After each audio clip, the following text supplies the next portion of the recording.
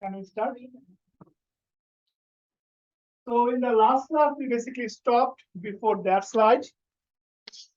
So now we're going to talk about future value of annuities. So ideally, the difference between present value and future value is like now we'll be moving to the future time period, right? We know the cash flows, we know the certain years we want to invest, and now we want to know what should be the value of our investments or our cash flows in the future period. So you can use the formula which we learned a couple of slides before.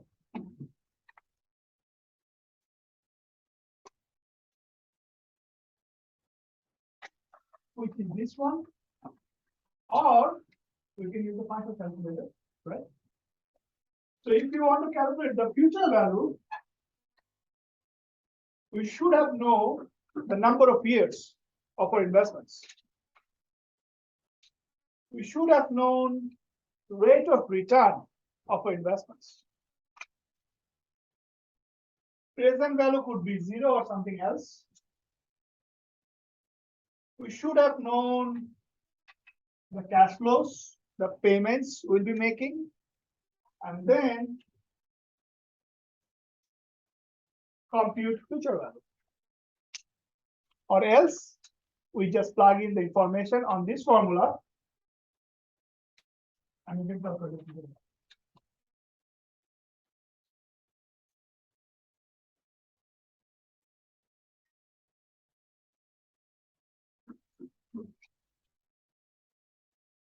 Now, if you want to solve this problem, can anyone tell me the inputs of these 4 parameters?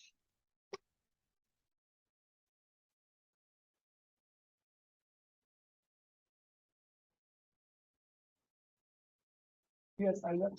So interest is 7.5. Okay.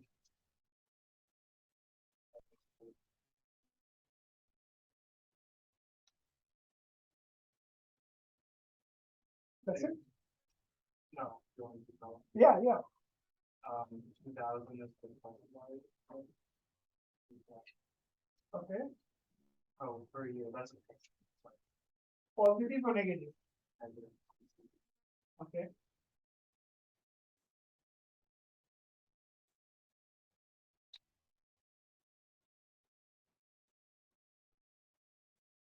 Do we agree with that or no?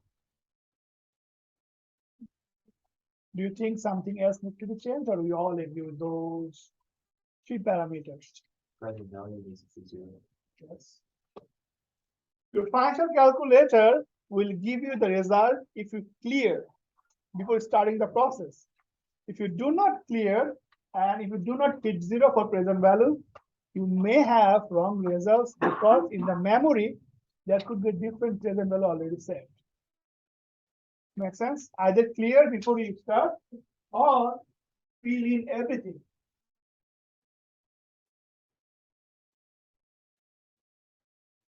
Make sense? So we're actually doing the same process. In the last class, so our objective was to calculate present value. Now our objective was to calculate future value.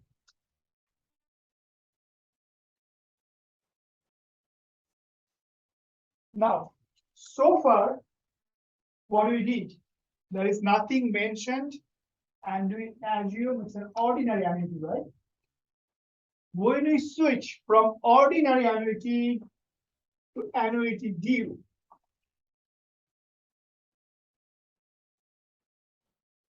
what is the major difference?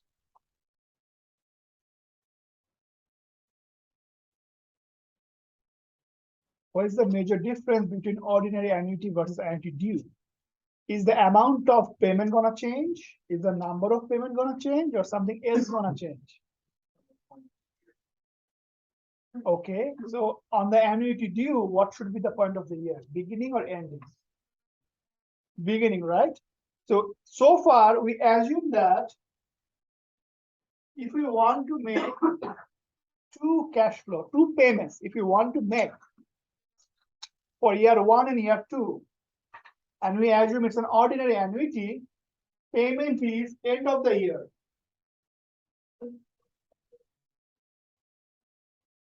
Right? Now we're just switching.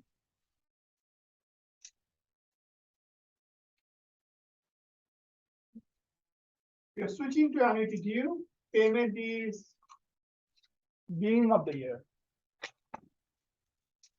How our result going to be impacted? If you want to calculate future value, this will grow for 1 year, this will not grow, right? For this example, annuity due, this will grow for 2 years, this will grow for 1 year, right? Our amount is not going to change, our number is not going to change, everything is going to change with the time.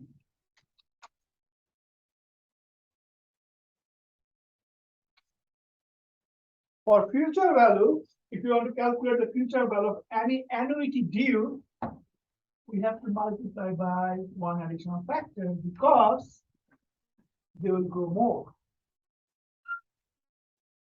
They will grow more.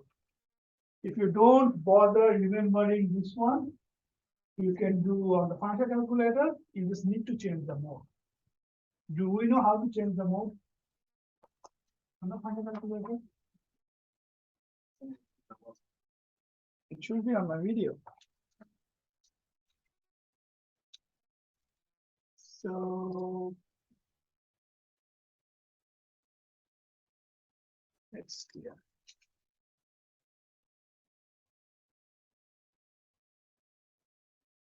If you look right now, there is nothing written on top, right? It should be end mode. If when there is nothing written on top, now it's end mode. But for annuity due, we have to switch to beginning mode.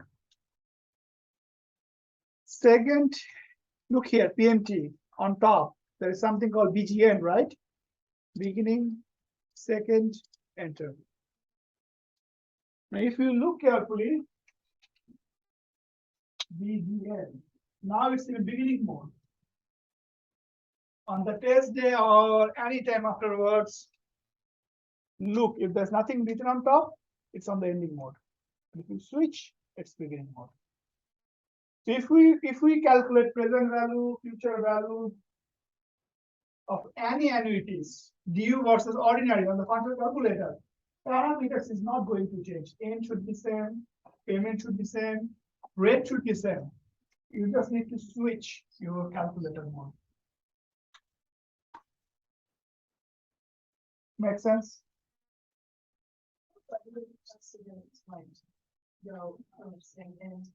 Second, PMT. Then second enter. It's working now?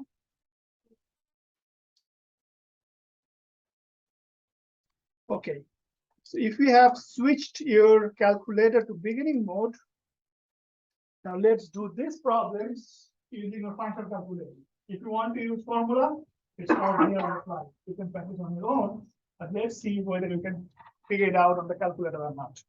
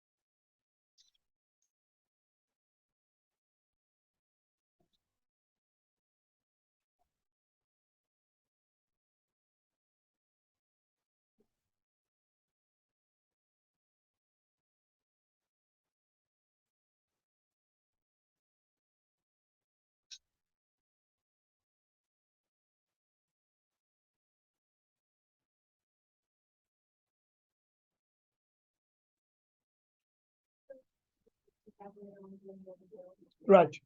But the parameter should be same. So go to the beginning mode. So what should be the input for these parameters for this problem? You done? Yeah. Okay, what should be the inputs? Is A, B, okay. interest is paid, and the payment is made as a passenger. Okay. Present of 0? Yeah. And did you guys get the same feature value? The parameter is not going to change. You just switch the mode. Questions? So this is what we are supposed to talking about, right? Our cash flow, year one cash flow in the beginning. They have more time to grow because we're investing it early, right? As a result, it should have higher value than the ordinary time.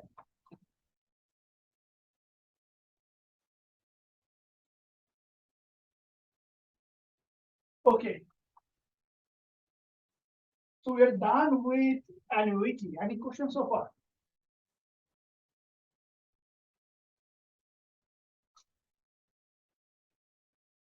Moving on to perpetuity. What is the key difference between annuity and perpetuity? Are the same? Right. So when you think about perpetuity, exactly same, similar amount of cash flow in similar intervals, but for perpetuity, there is no ending date. It will run forever. But annuity has an ending date. It could end in 5 years, 10 years, 15 years, 50 years, but perpetuity will not. So let's talk about a little bit about preferred stock.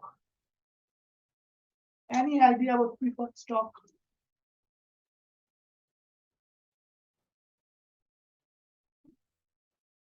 Anyone trades the stock market or trading market? I don't see yes, I don't see no, I don't know. Okay. Do you know what is a stock is? What is a stock? Share of the company. Okay. If you buy a share of the company, what you got?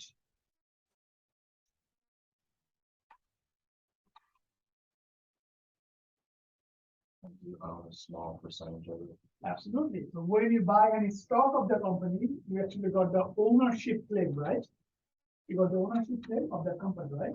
So now you are actually allowed to enjoy the profit, right? You actually own the profit. They can distribute as dividend or they can retain for future growth, but you actually own the profit, right? So stock could be two types, common stock, preferred stock. We're going to talk about it in later chapters, but just to give you some heads up.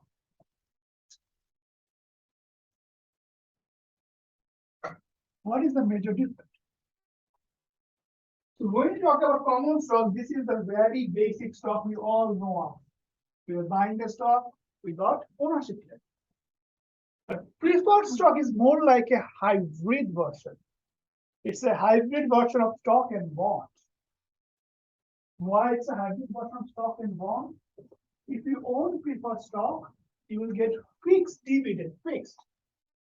Like the way if you own a bond, they will give you fixed interest rate, right?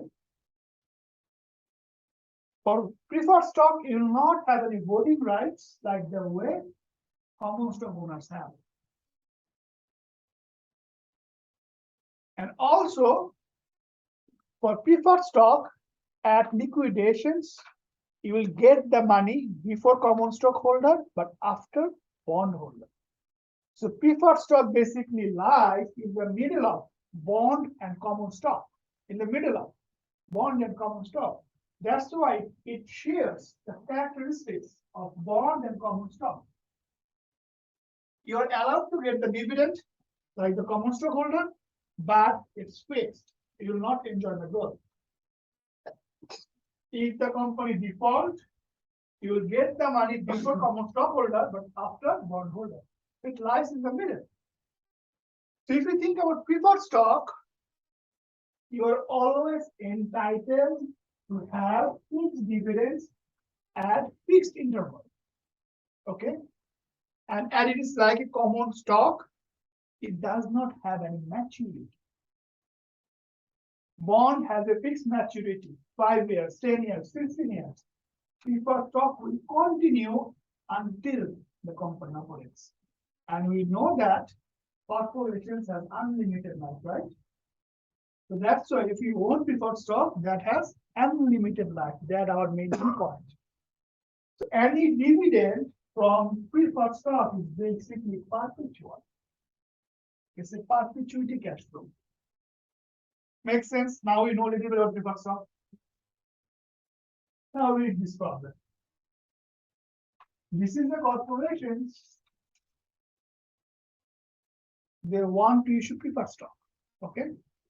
And they want to issue the preferred stock at $100 per share.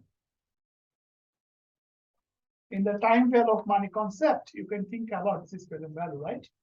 Because they want to issue the share right now, today, at $100 per share. That's the present value.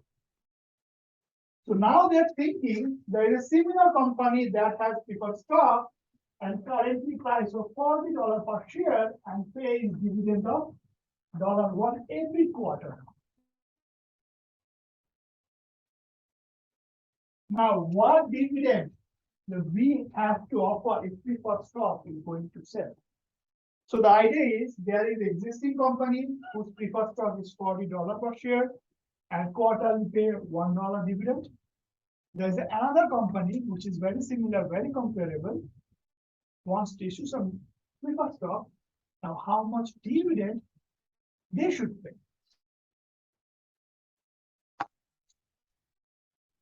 So we know that if we want to calculate the present value of perpetuity, this is a formula, right? Present value should be a function of cash flow divided by rate of return. Existing company stock price 40, which is present value. Existing company pay $1 dividend every quarter. We can find the rate of return from there, right? Makes sense? We can find the rate of return. So basically, this is the rate of return for existing companies' preferred stock. In finance, we know that if we don't know the rate of return for our current company, we can use the rate of return from a competitive or similar, comparable firms, right? If we use the same rate of return for these corporations, just plug in the information in the formula, and you have to find the dividend or cash flow. The underlying objective of this problem is present value of any perpetual cash flow is a function of cash flow divided by rate of return. And then we don't know the rate of return of the new company. That's why we're trying to use the rate of return of existing company so that the new company get to know how much they should pay as a dividend so that investors are interested to buy that stock, right? And they have to give what? Market rate. And they have to pay $2.50. So that investor can generate this much of rate of return upward. Makes sense? So do we know what is the preferred stock? Do we know how to find the present value of preferred stock or any perpetual cash flow? Right? Yes. I'm a little confused. How do you go one? The first problem? Yeah. So basically from here. Because the existing company is paying dividend of $1 every quarter, which is the cash flow, perpetual cash flow. Okay. Okay. Now, if we know that, let's do only this problem, 2A, and let me know how much you got.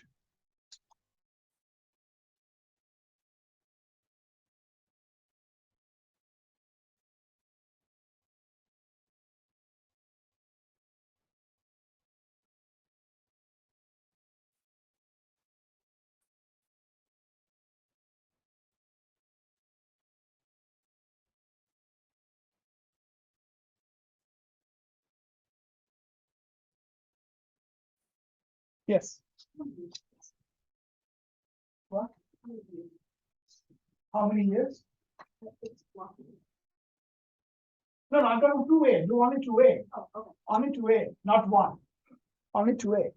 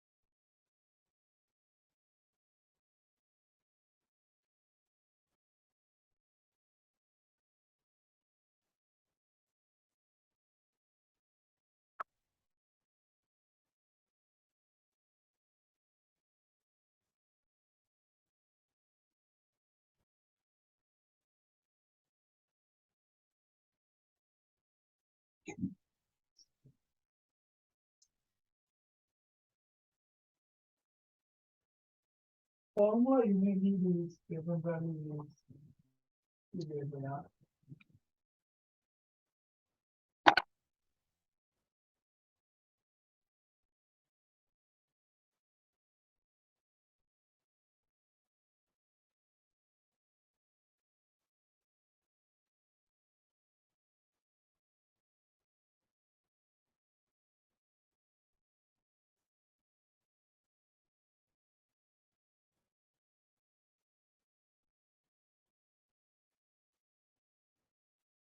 Done. You got the results? 50. Okay. What is your input? $1.50 divided by. Right? This is what you got, everyone?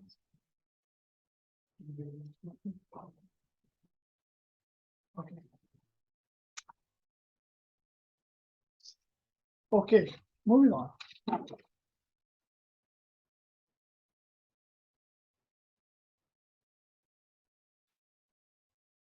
So far, we are done with annuity, we are done with perpetuity.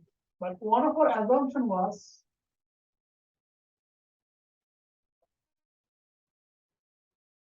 it's a constant annuity. Right? Similar amount of cash flow, similar interval, right? Let's say $500 each month for next 10 years. What if the cash flow, either annuity or perpetuity, grows at a certain rate? Let's say we will get $500 end of year one. After that, it will keep growing by 5%.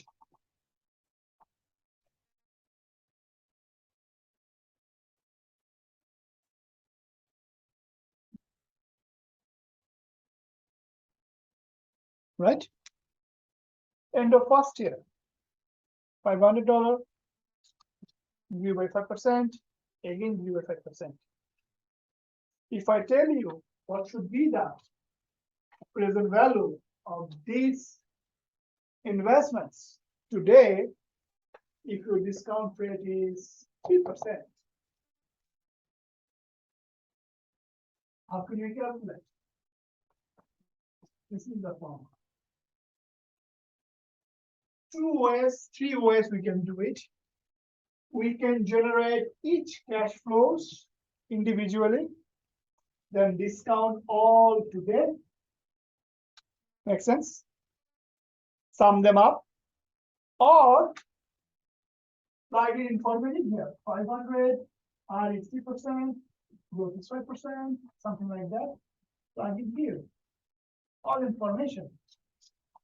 and then find the present value, right? So the thing is that this is the kind of problem there is no easy solution to find it. This is the only kind of problem there is no easy solution to find it. Couple of ways: memorize this formula, or individually calculate the cash flows, then discount them back to them. Okay, or do it in Excel. Excel has easy solution for that. So let's see if we can solve this in Excel or not.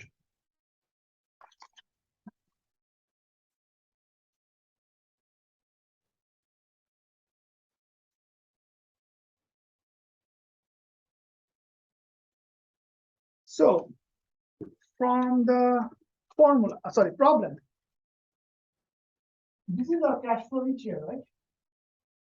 For 40 years, increase at 3% each year, discount rate 10%. So let's summarize.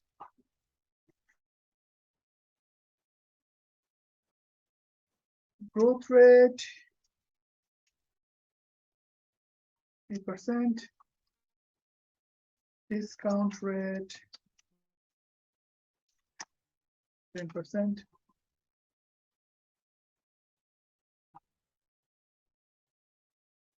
One quick announcement. Next class, if possible, keep your laptop with yourself, okay? We're gonna do some Excel modeling on the next class.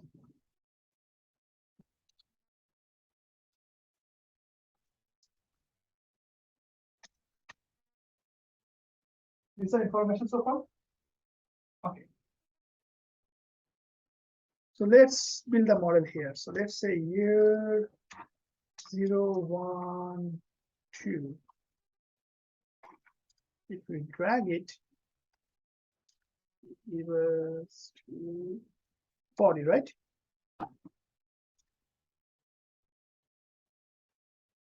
Cash flow.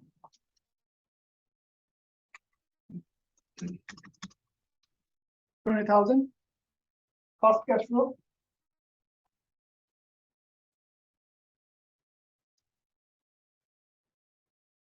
One plus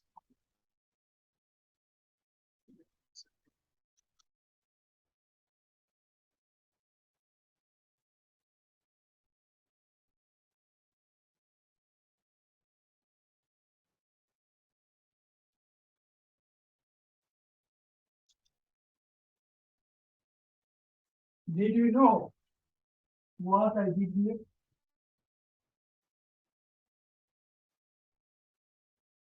No. Huh?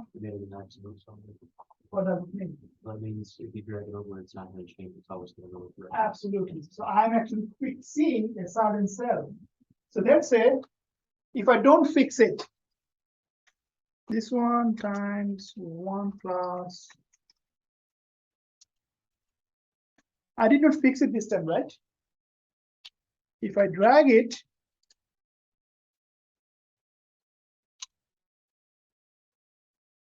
constant value, right? Constant value. Why? Because keep changing. When I'm dragging it, keep changing, and there's no 3%. So 1 plus 0, which is keeping the same value. But now if I fix it,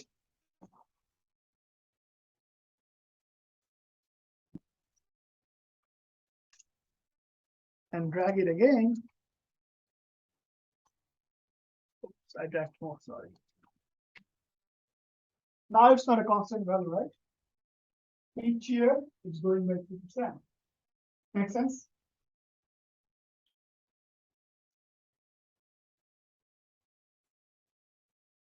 If you want to calculate the present value in Excel for uneven cash flows, uneven because annuity is growing, the formula is NPV.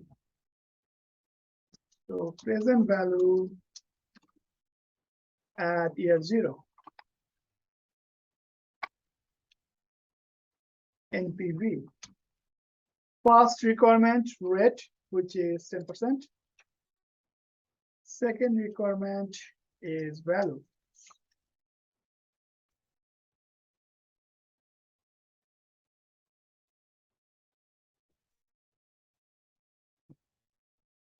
You don't need to memorize the formula for your future.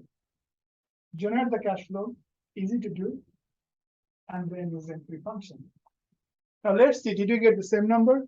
265, 121. We get the same number, right? Exactly.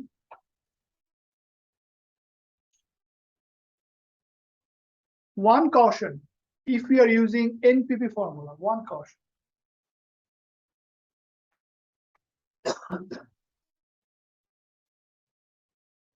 This is rate, no doubt, we know what it is, right? Discount rate. But when it is asking value 1, 2, 3, do you know what is that? Value 1, 2, 3. Did they ask for value 0? What is the definition of NPV?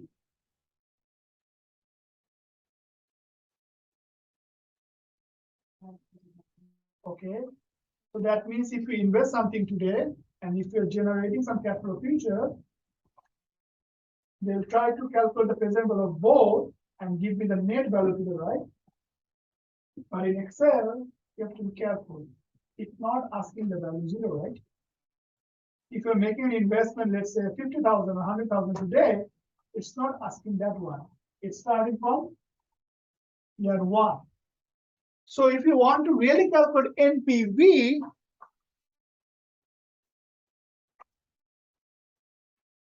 you have to manually deduct your initial year investment. Make sense? This NPV is basically giving you the present value of any cash flow from year 1 to forever. 1 to forever. It doesn't account for your year 0. You have to account manually, either minus, plus, depending on your problem. Make sense? For us, we have nothing in year 0. That's it. So did you guys able to replicate in Excel what I did? Any questions if you want me to go over? Yes. What was the formula that you put for the cash flow? To get all of them? This one. Yes. So first one I just manually input 20,000, right? And then it's times 1.3%. And if you write the formula exactly that way and drag it until year 40, Excel will solve it automatically for you. You don't need to bother.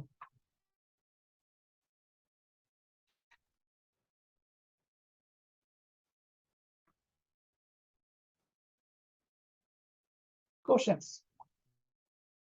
How many of you want to make a career in the field of finance and accounting?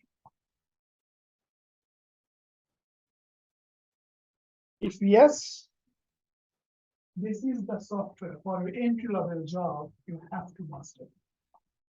If you know this, if you know how this works, you can do whatever you want for your job after you graduate from here. Whatever you find, whatever you're doing in calculator or when, like in any handwritten way, try to replicate the same thing in Excel and try to understand how Excel works. Try to know some formulas, functions, and that will help you to get it.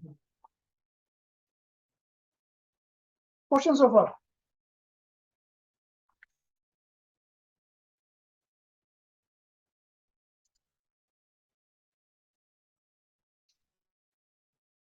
Okay. Growing perpetuity, that's very easy. Present value, easy to calculate. Did you see the difference between perpetuity and growing perpetuity present value formula? For regular perpetuity present value formula, right? For growing perpetuity, you just need to deduct the growth rate from here.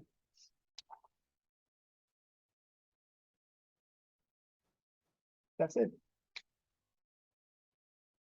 Plug in any calculator, you should get the results.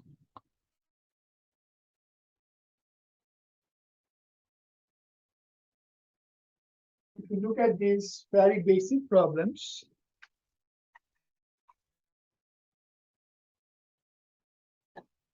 expected dividend next year is 130 and dividends are expected to grow at 5% forever.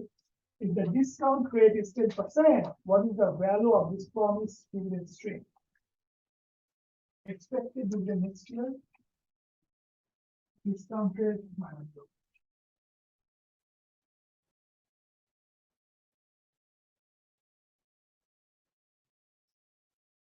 Makes sense? Just plug in the information.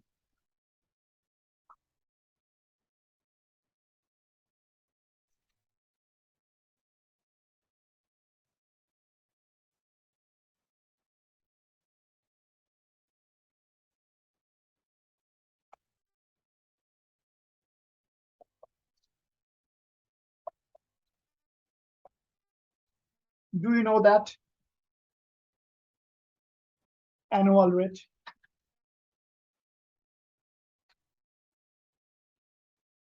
What is an annual rate? If you make an investment, the rate that is expressed. So be careful from now. We're moving into complexity.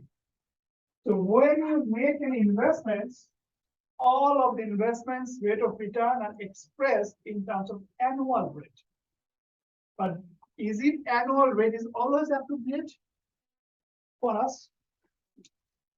Why not? Sometimes it is monthly. Sometimes they would monthly, quarterly, semi-annual compounding, right? Which is known as periodic rate.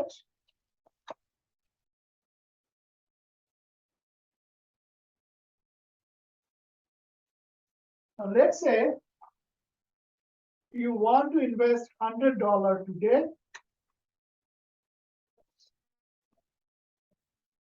At 12%. But interest will be compounded monthly. Interest will be compounded monthly.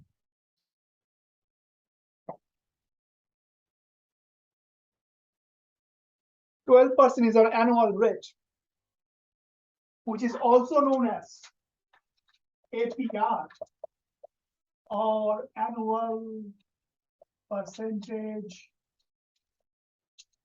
rate. If you go for any bank loan, any car loan, any real estate loan, whatever, they will always give you APR. They'll say, it's a 30-year loan, fixed rate mortgage, 5% APR, 6% APR. Right now, the real estate loan is around 6.5, something like that, depending on how many years you want to borrow for, right? But they'll also tell you have to pay mortgage payments.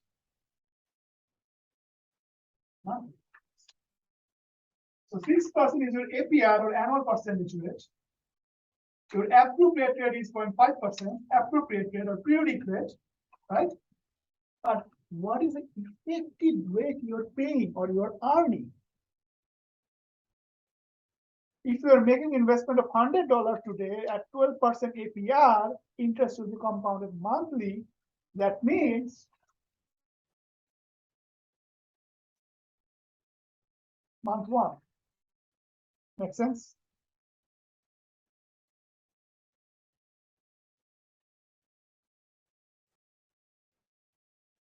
Month 2. Make sense? That's how we're gonna accrue. Because in compounding interest, we know that there is some interest earned on period 1, and on period 2, we earn interest on our initial investments and also on earned interest here on month 1. Making sense? Compound interest, the definition of compound interest. In compound interest, we always earn interest on our initial investment and also already earned interest, right? So do you believe if APR is 12% monthly compounding end of 12 months, are we still earning 12% more or less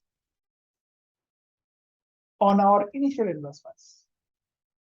If APR is 12% monthly compounding, are we earning exactly 12%, more than 12%, or less than 12% on our initial investments? Why? We are earning interest on top of interest, right? So basically, we are earning more than 12%. The thing that we're really earning is called effective annual rate. Or for loan or mortgage, whatever, the rate we're really paying is called effective annual rate. Three different things.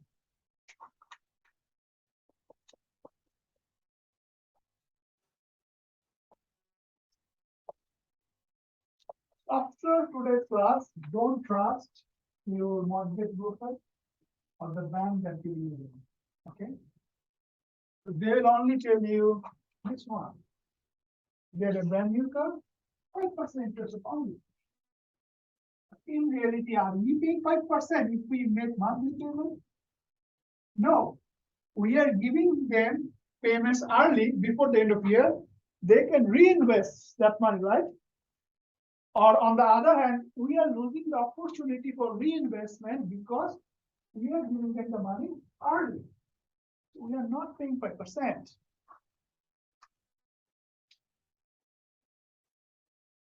So basically, when you're talking about rates, caution, be careful to understand which one we are talking about. In professional terms, even if on the test, if nothing mentioned on the test, nothing mentioned, I'm giving you this one. Nothing mentioned. I'm just saying you investments from this investment, the rate of return is 10%. That's it, because I said this.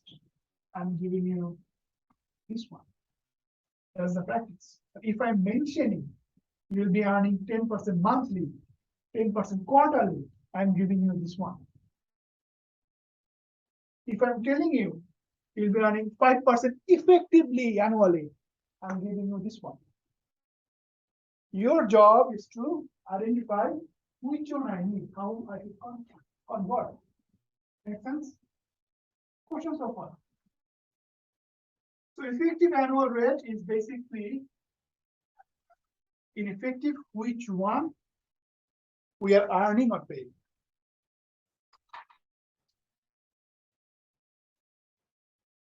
I believe we covered this, right? We know what is APR. We know what is periodic rate, right? And you have to be careful which one is given, which one you're going to need for solving the problem. So just read this slide. We already talked about that.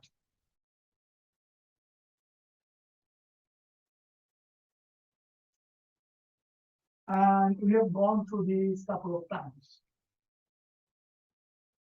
If monthly rate is 0.5%, what is the APR? And stop, right?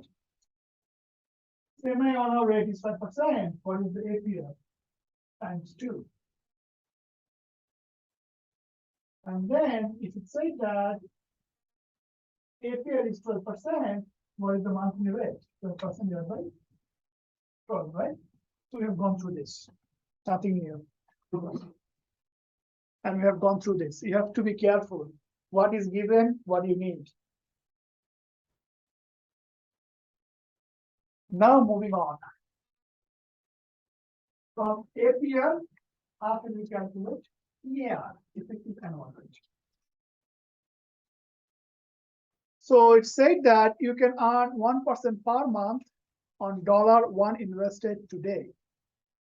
1% per month on $1 invested today. APR is very easy. 1% times 12, 5%, right? Now, how much effective the earnings per year? How much? This is the formula. This is the same future value formula we are using it for so long, right? So future value is basically present value 1 plus R divided by T, right? Sorry, compounded by T. Right? So R is my periodic rate, 1%. T is number of period, 12. End of the year, we'll have $1, 12 cents, right? More than 12 cents, right? This is my effective annual rate. On the other hand, this is my APR. Make sense? So if there are more compounding, we will earn more. If we invest today and the compounding is more, we will earn more. At the same time, if we borrow today, there are more compounding, we're gonna pay more, right? Make sense? Another example.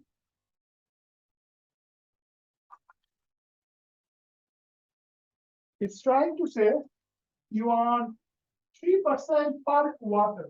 Quarter. How many quarter in a year? 4. 3% per quarter. I didn't get that. Could you try? So what should be the APR? 12%. And now similar approach. Future value formula. $1 invested to which is present value. Periodic rate 3%. To the power 4. This is then 4 quarters in a year. That is the future value. This is our effective annual rate. And this is the APR. In the test, you will definitely see AR, converting APR to AR. This is the formula, how to calculate APR to AR. So let me explain.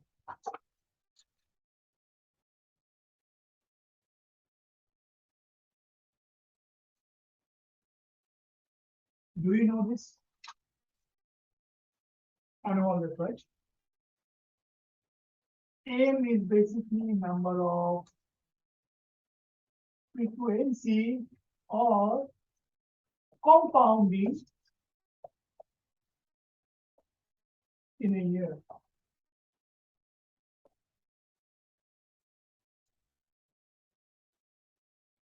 Make sense? If I said monthly compounding, 12. If I said quarterly compounding, 4. If I say semi-annual compounding, 2. This is the formula you can use to convert APR to ER.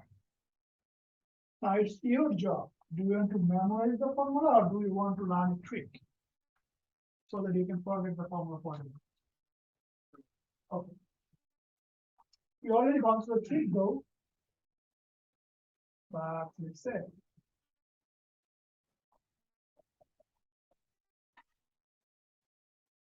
let's assume you have $1, which you already did, $1. You want to invest today, right? I am giving you 6% APR monthly compounding, and you want to invest for 1 year. You have $1, you want to invest for 1 year. Okay? And I'm giving you APR 6% monthly compounding.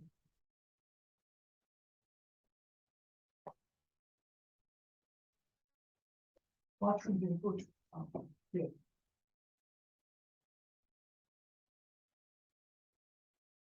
APR 6% monthly compounding.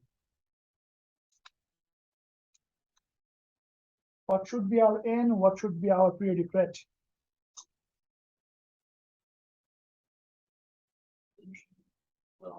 Okay. 0.5. Payment is 0 because $1 investment for 1 year. What is the future value?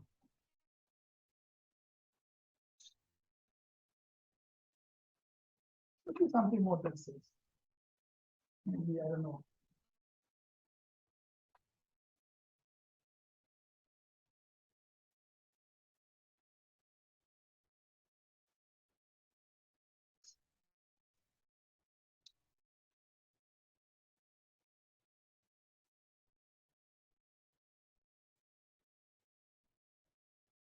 Future value. 12, 1, 5, 13 to the minus 1, 10 and 0. Future value.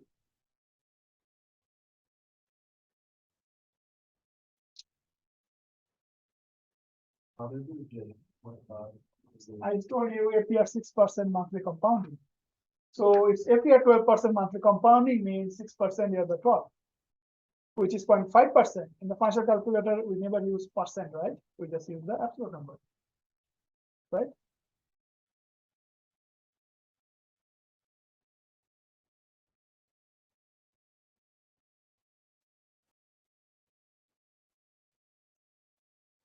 Yes, got it. Huh? 1.06, 17, right? This is your yeah. Make sense? Because investing $1, end of the year, you're having $1.06 or something more, right?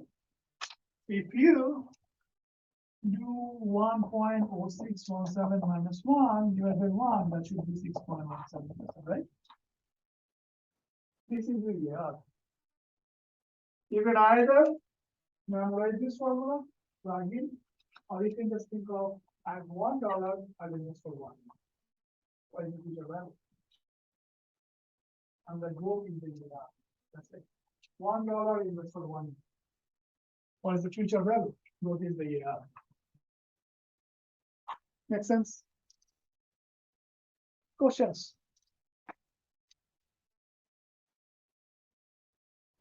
We good? Now let's say you have two options. Option A, option B. Option A,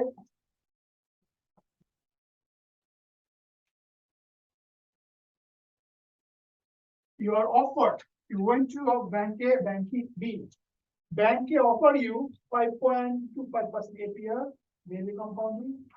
Bank B offering you 5.3% APR, semi-annual compounding. Which one you want to choose? Tell me.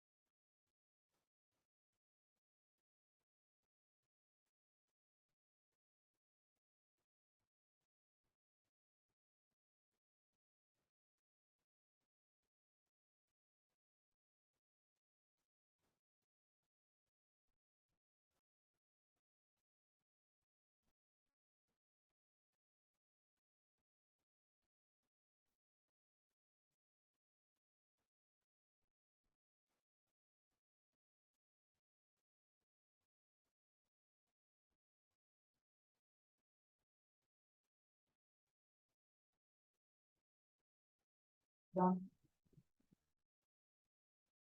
What do you think? Where to go? I think they're pretty similar. I think they would be interested in- In terms of what? The future guidance a little bit. The AR just a little bit. Okay, anyone else? What do you think? Where to go, option A, option B, but apparently it looks better, right? 5.3. Versus 5.6, I guess. Apparently it looks better, right? Then we got a 1 recommendation for option A. Anyone else? Yes. Option A. In terms of, like, what is your matrix to compare? Absolutely, AR or future value, right? Which one give us more money, right? So if we look here,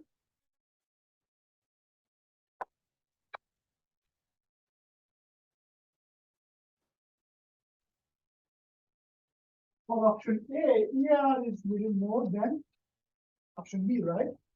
It may look like AR is marginal more, right? Marginal more. What if you invest $1 million?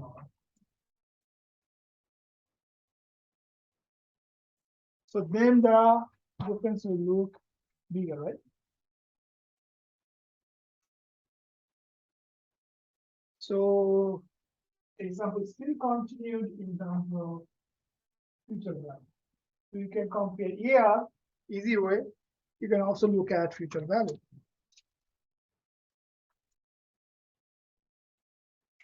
This is the formula of converting AR to APR. So far we learned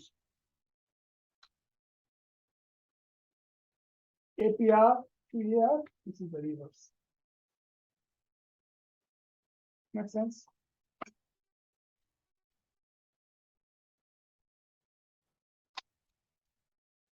So this is an example. I recommend just do at your own. Just plug in the information, everything is given. If you're able to find it, you're in good shape. Okay. Let's work on this problem. Hints are given here, but I want you to go over this and if you can replicate or not. Okay? So let's work on this problem. Read the problem and try to replicate.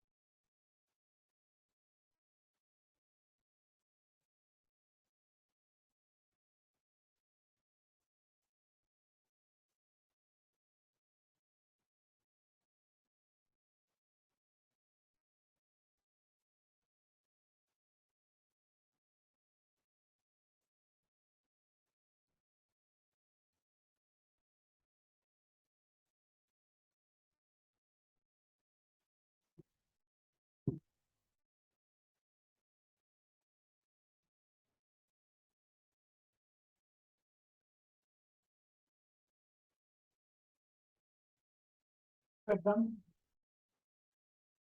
Okay.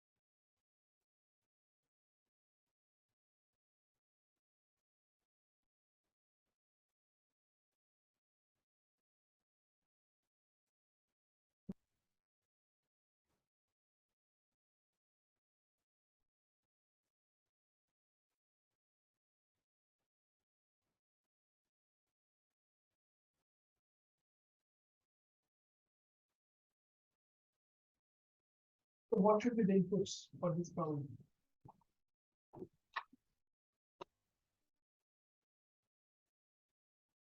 What should be in? Okay, why? Okay. Really great. It should be 16.9 divided by 4, and that should be 1.408 or something. Present value. Positive or negative. Future value. And how much present you got? This much.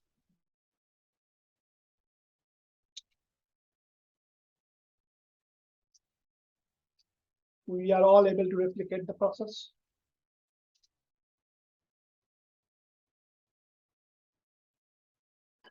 Similar way, future value with monthly compounding. All you need to do, find out the n, rate of return, and then calculate the future value, right? I recommend going back home, replicate this slide. So your job is to convert your APR to predicate, and then convert it years in the monthly number, right? And then input and find the future value. Same thing, just look over this slide. So we're going to stop here today. On the next class, we'll start continuous compound. So we'll see, even if we sleep and our mommy is doing, I'm not doing that. Okay, see you in the next class.